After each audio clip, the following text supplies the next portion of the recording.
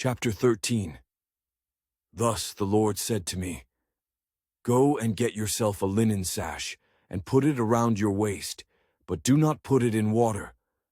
So I got a sash according to the word of the Lord, and put it around my waist. And the word of the Lord came to me the second time, saying, Take the sash that you acquired, which is around your waist, and arise, go to the Euphrates, and hide it there in a hole in the rock. So I went and hid it by the Euphrates, as the Lord commanded me. Now it came to pass after many days that the Lord said to me, Arise, go to the Euphrates, and take from there the sash which I commanded you to hide there. Then I went to the Euphrates, and dug, and I took the sash from the place where I had hidden it. And there was the sash, ruined. It was profitable for nothing.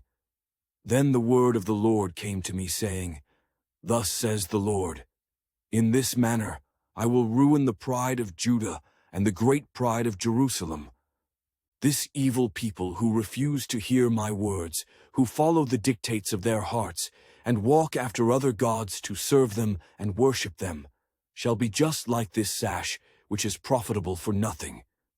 For as the sash clings to the waist of a man, so I have caused the whole house of Israel and the whole house of Judah to cling to me, says the Lord, that they may become my people, for renown, for praise, and for glory. But they would not hear.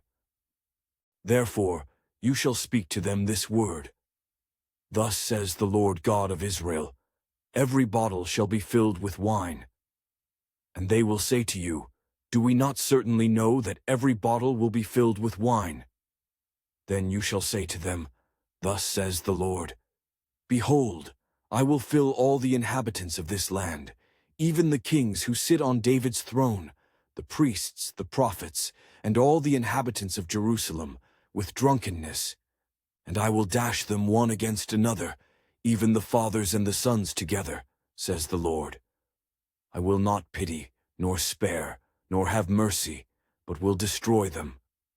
Hear and give ear. Do not be proud, for the Lord has spoken. Give glory to the Lord your God, before he causes darkness, and before your feet stumble on the dark mountains, and while you are looking for light, he turns it into the shadow of death, and makes it dense darkness. But if you will not hear it, my soul will weep in secret for your pride. My eyes will weep bitterly, and run down with tears, because the Lord's flock has been taken captive. Say to the king and to the queen mother, Humble yourselves, sit down, for your rule shall collapse, the crown of your glory. The cities of the south shall be shut up, and no one shall open them. Judah shall be carried away captive, all of it. It shall be wholly carried away captive. Lift up your eyes and see those who come from the north. Where is the flock that was given to you, your beautiful sheep?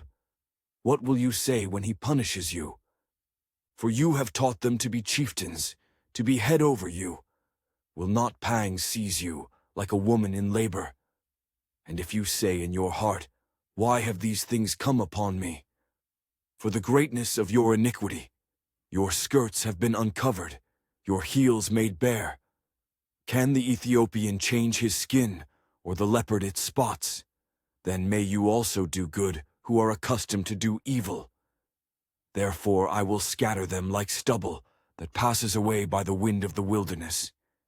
This is your lot, the portion of your measures from me, says the Lord, because you have forgotten me and trusted in falsehood. Therefore I will uncover your skirts over your face, that your shame may appear. I have seen your adulteries and your lustful neighings, the lewdness of your harlotry, your abominations on the hills and the fields. Woe to you, O Jerusalem! Will you still not be made clean?